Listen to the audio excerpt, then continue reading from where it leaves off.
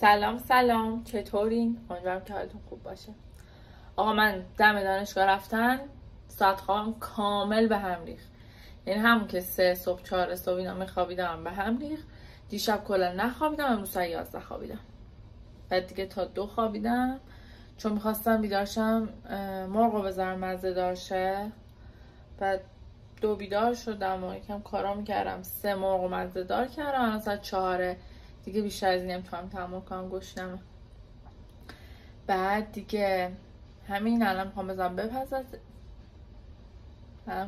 بپزم مرغ. بعد همین و بس.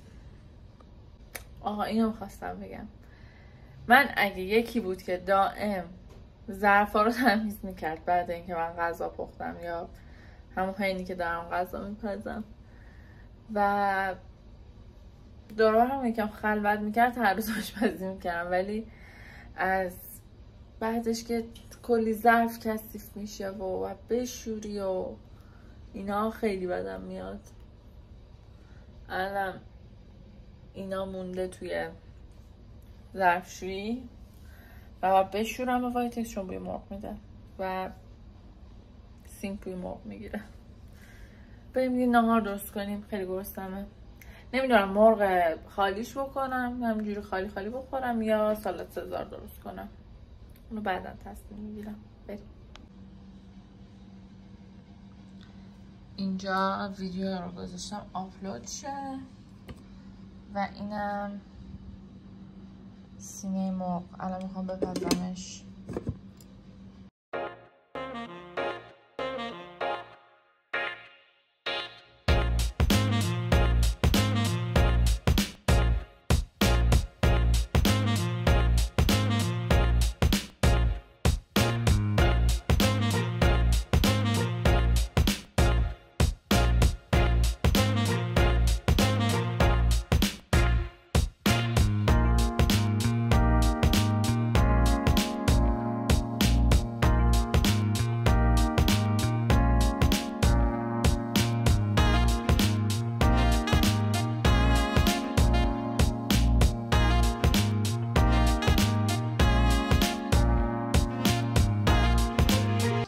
سلام، از نمیدونم چندمین روز بعد از اینکه غذا درست کردم مادم ناخونمو ترمیم کنم.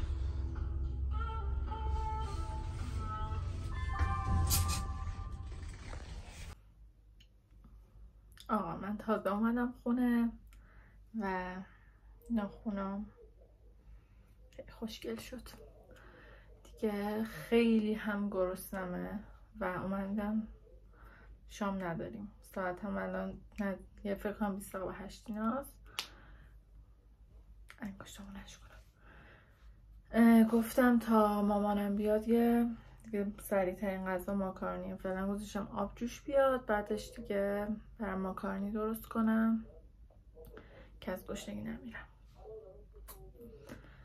میخواستم شامپو خشک بگیرم مامان کردم ولی حال نداشتم دیگه.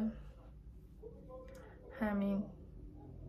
من یه مشکلی که دارم، این بحث شامپو خشک اومد، موهام خیلی زود بزی، یعنی 24 ساعت و 24 ساعت چرب میشه و من همش باید توی همون باشم و گفتم شامپو خشک بگیرم خودم راحت کنم. مثلا این وسط ها یه بار در هفته اینطور رو بزنم که پشیمون شدم. ناخن‌کارم گفت موهات میریزه.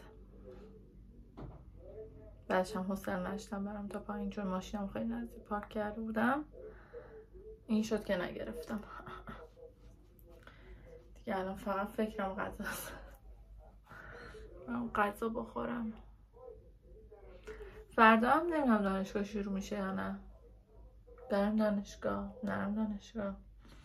آزمایشگاهمون گفتن این هفته تشکیل نمیشه چون تئوری تشکیل نشده، ولی فردا یه آزمایشگاه دارم یه تئوری رو نمیدونم برم یا نه. ساعتش هم جالب نیست، تایم ناهاره.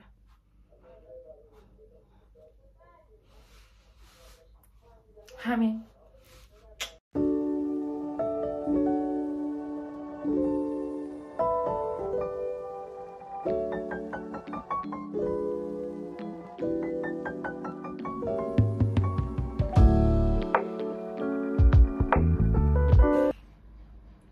سلام فردای دیروز.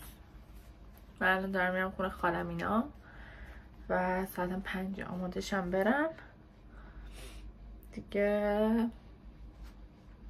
همین کاری ندارم.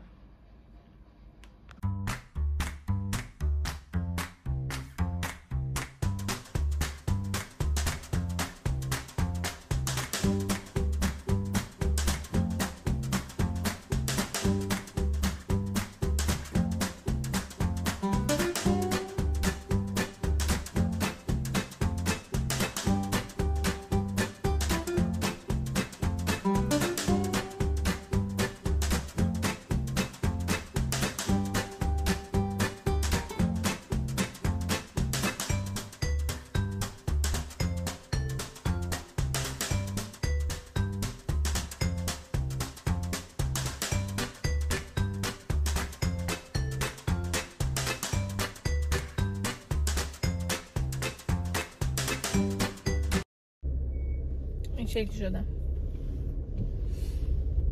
هی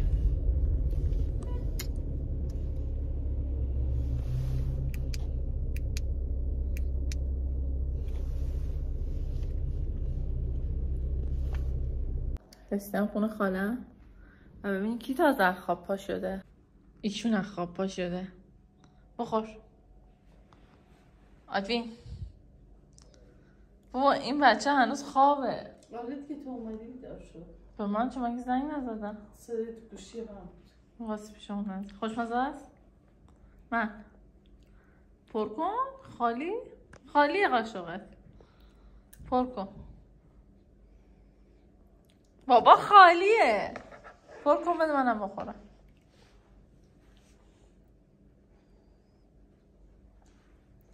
ریختی. یه دونه قشنگ پر کن بده من بخورم. یک قاشق بده به ما. خودشو میبینه وای وای میکنه.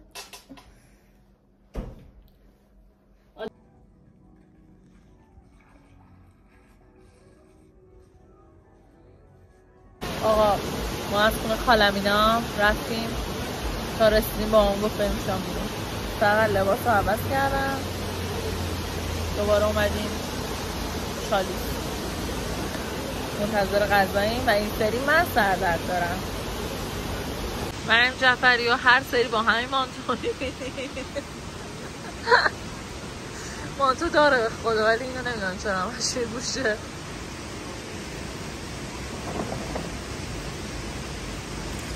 در 50 رخ عقاب میگیرن، یه ور رو نگاه میکنن.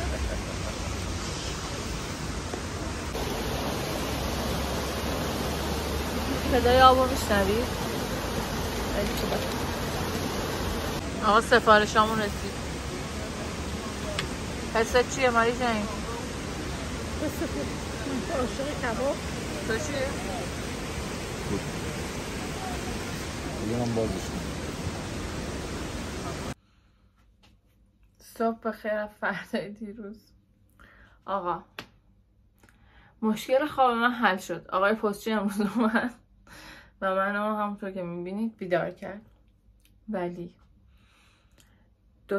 یه ضد آفتاب گرفتم، یه بیبی کرم و مفت گرفتم. یه دونه پیج کره‌ای دارم، محصولات کره‌ای میاره و آفای خفن گذاشته بود. یه دونه واسه همه بهتونشون بدم. اینو هم میگیرم 560-70. اینو گرفتم 290. اینم همون 290. اینا که بکنم گرفتم رو هم دیگه شد 500 خورده. خیلی حالات. واقعا ما هم سفارش دادم و اون در اصل واسه مامانمه، ولی خب منم استفاده میکنم چون خیلی خوبه دیگه. همین نمیخوام چون که وقت لیزر دارم و بعد زور دارم البته، ولی دیگه نمیخوام که واسه هفته دیگه هم که هم دانشگاه بتونم بیدارشم. همین.